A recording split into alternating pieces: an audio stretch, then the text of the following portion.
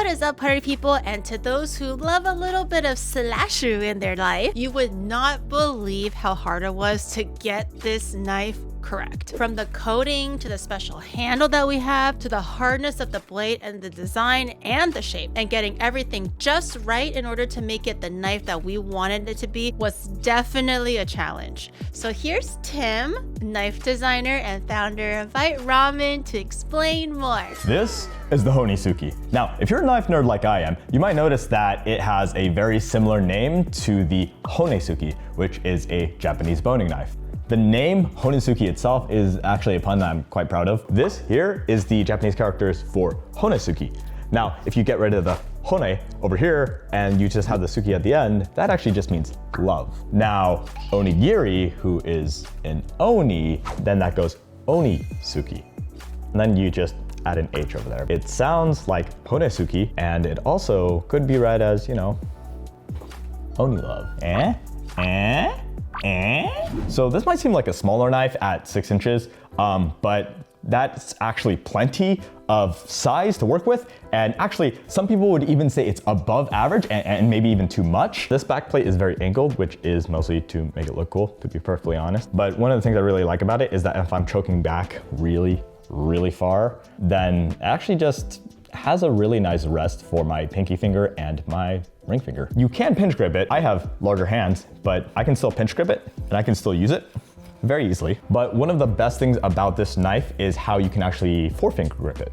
Generally speaking, I think for things that require tip work and deboning or things like that, and you need just the tip, then a forefinger grip for this particular knife is very good. So when I decide to use a forefinger grip, that's primarily because I want to be using the full length of the blade, and I want to put as much out of the way here as possible. The HONISUKI is generally designed for deboning, but what we wanted to make was more of a general utility knife. This can debone pretty well. Actually, I've done it multiple times with chicken, with fish. I wouldn't really recommend it for chopping through bone, but if you're doing anything from turkeys to just cutting around the bone and getting things off the bone, this is really great for that. This blade is made with VG10, which is a steel that was originally developed by Takefu in Japan and is a very high hardness steel, so it maintains its edge really well. It's the best gooner.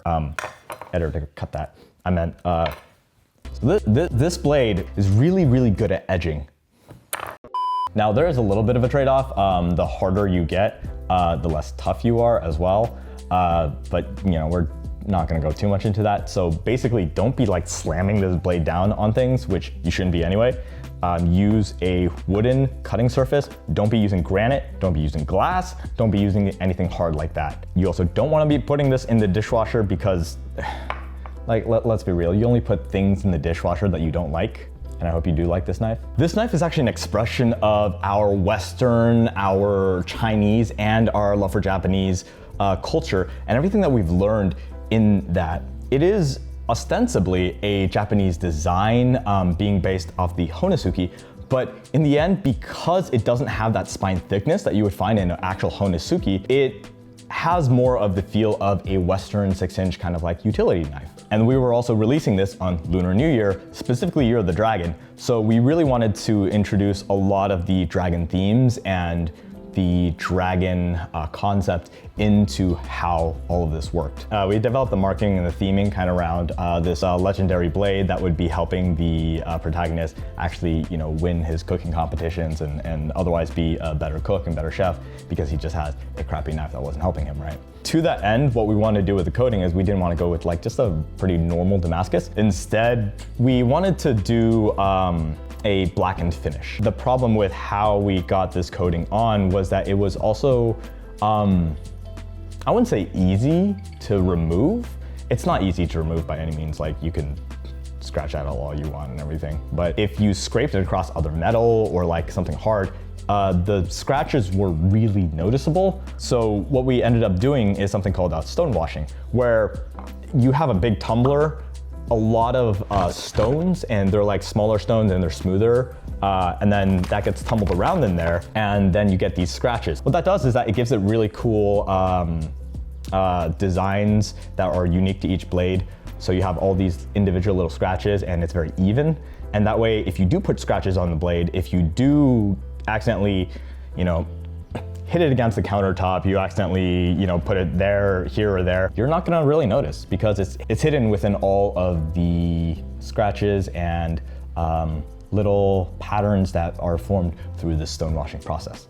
It's definitely a little bit more work, a higher reject rate and more expensive, but I really like how it came out and I think it looks really nice. And being able to kind of have that idea and concept of the dragon flame and blackening the blade because of that. And I think what's cool about that is that then we're able to also introduce that part of lore where all of these blades do have to be tested, right? Like only some will make it through and you kind of get these pre-battle scars, which looks cool and informs about the lore of that these have to go through trials, and that's kind of like what makes it legendary, besides just being part of the whole dragon lore and everything. Similarly, the handle we wanted to make very unique as well. This is based off of the Japanese octagonal wa handle. That is to say there are 8 sides. Not all octagonal wa handles are made the same. We make sure that all of them have that flat on the handle. In that way, it is more comfortable to hold, especially designing for the forefinger grip so that you have that full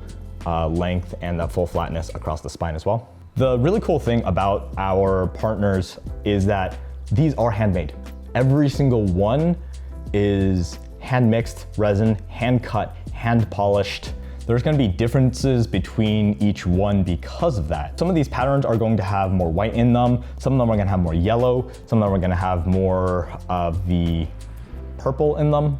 And that's kind of what makes these really cool. Every single one is going to be completely unique. In the video, we also have a lot of other lore references to like Sun Wukong and Journey to the West. And then what we say about the handle as well is that it actually is through the Onimakase's maelstrom, which is another pun, and I'll leave you guys to figure out what pun that is.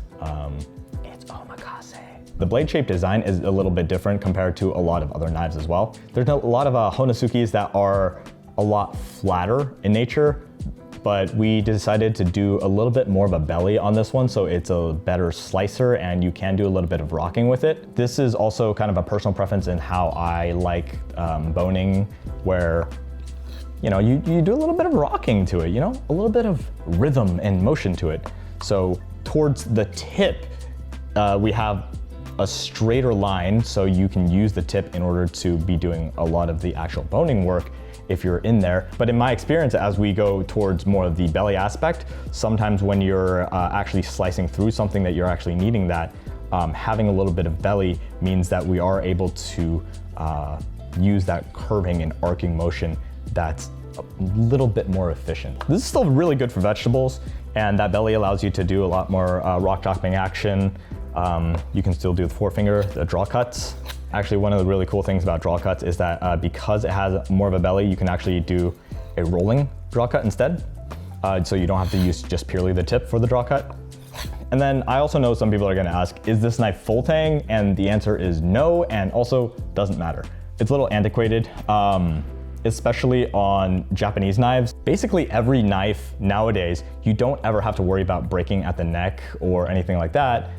And if it does, what exactly were you doing with this that you were breaking steel like that? Were you doing this? Were you hammering on it?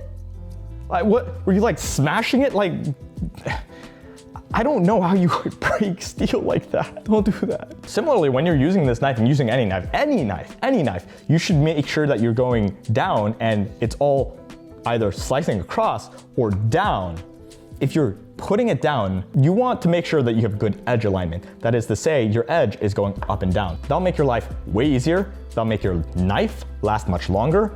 And if you have chipping in your blade and all that kind of stuff, most likely you're slamming it down way too hard, you're pushing way too hard, you're cutting on too hard of a surface, or when you bring down your blade, it's not aligned. If you bring it down at an angle, then you're gonna apply lateral force to the blade and then press down. That's how microchips happen. That's how chips happen on the knife. Doesn't matter how we design the knife. If you do that with any knife, it's going to happen. If you're getting a lot of chips like that, look at your knife technique. Make sure you are pressing it down. It is a straight up and down, and you're not pushing to the side. Don't scrape across like that, and that will also damage the edge. I would rather design a knife to be really, really good for the proper usage, then try and design against, well, honestly, skill issue.